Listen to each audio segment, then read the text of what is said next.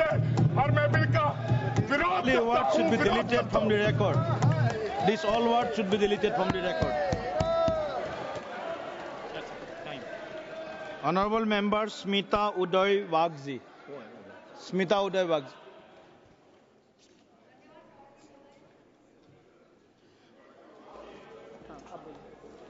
धन्यवाद सभापति महोदय। मैं इस सम्मानित सदन में वक्फ संशोधन विधेयक 2024 का पूर्ण समर्थन व्यक्त करने के लिए खड़ी हूं।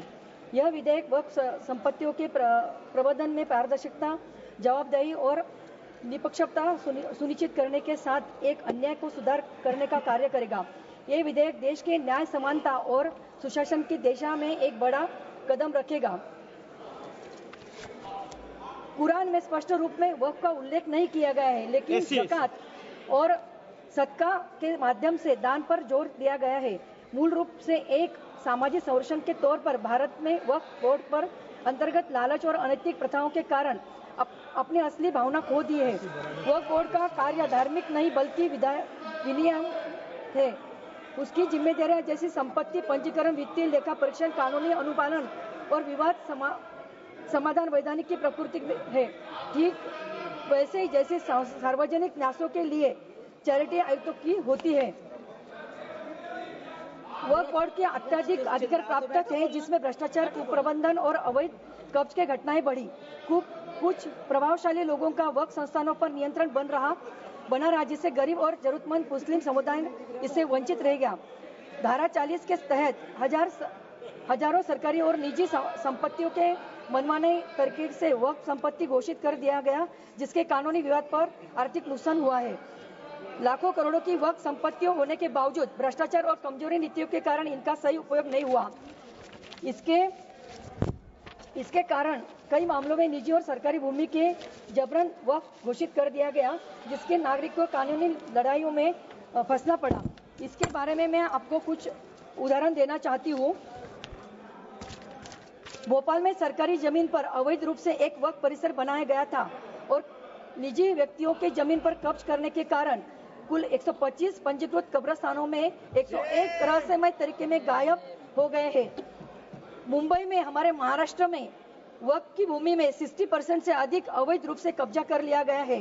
बरेल में लाल शाह बाग दरगाह में जो मूल रूप से 72 एकड़ की फैली हुई थी, अब वक्फ भूमि पर बने आवासीय टावरों में छुपी गई है। इसलिए ये बिल लाने की हमें जरूरत पड़ी है।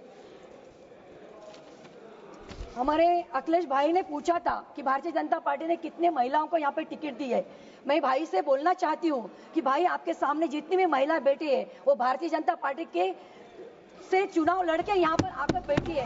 महिलाओं को सम्मान किसी ने दिया है तो भारतीय जनता पार्टी ने दिया है। इतना ही नहीं, हम कितने सालों से हमारे महिला आरक्षण के लिए यहाँ पर लड़ रहे थे, लेकिन कांग्रेस की सरकार ने कभी महिलाओं की तरफ ध्यान ही नहीं दिया। हमारी सरकार आने के बाद, मोदी सरकार आने के बाद पहली बार महिलाओं को आरक्षण यहाँ दिया गया और महिलाओं का सम्मान भी किया गया। और यहाँ पर मैं एक बात बोलना चाहती हूँ कि हमारी मुस्लिम महिलाएं तलाक के बाद उनकी जिंदगी तहस नहस होती थी, उस महिलाओं को किसी ने सम्मान दिया है तो हमारी भारतीय जनता पार्टी ने और हमारे सरकार ने यहाँ पे उनको सम्मान दिया है। मुझे यहाँ पे कहना पड़ता है कि अन्य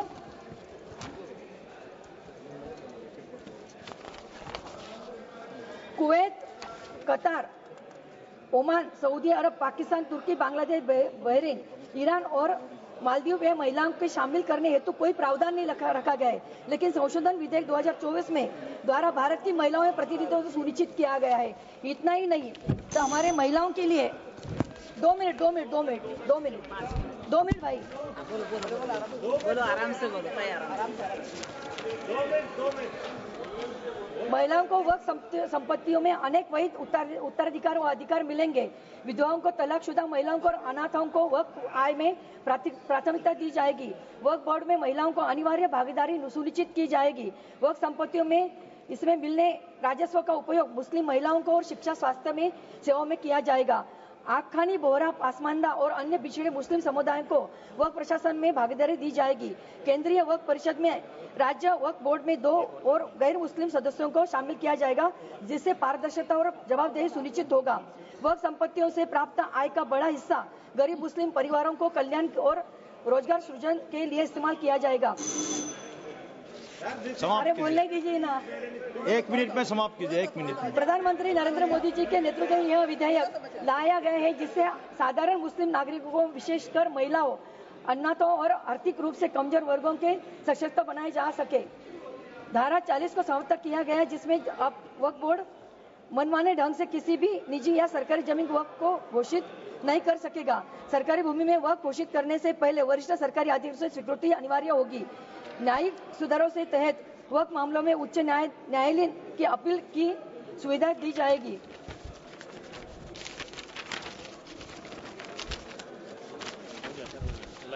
यह ऐतिहासिक संशोधन आम मुस्लिम नागरिकों के लिए सच्चे सशक्तिकरण, समावेशकता और न्याय की दिशा में एक महत्वपूर्ण कदम है। सबका साथ, सबका विकास, सबका विश्वास की भावना से प्रेरित यह विधेयक भारत की मुस्लिम समुदाय की धन्यवाद जी मैडम, पूरे देश के लिए धन्यवाद। समृद्धि और स्थिरता लाएगा। धन्यवाद। धन्यवाद।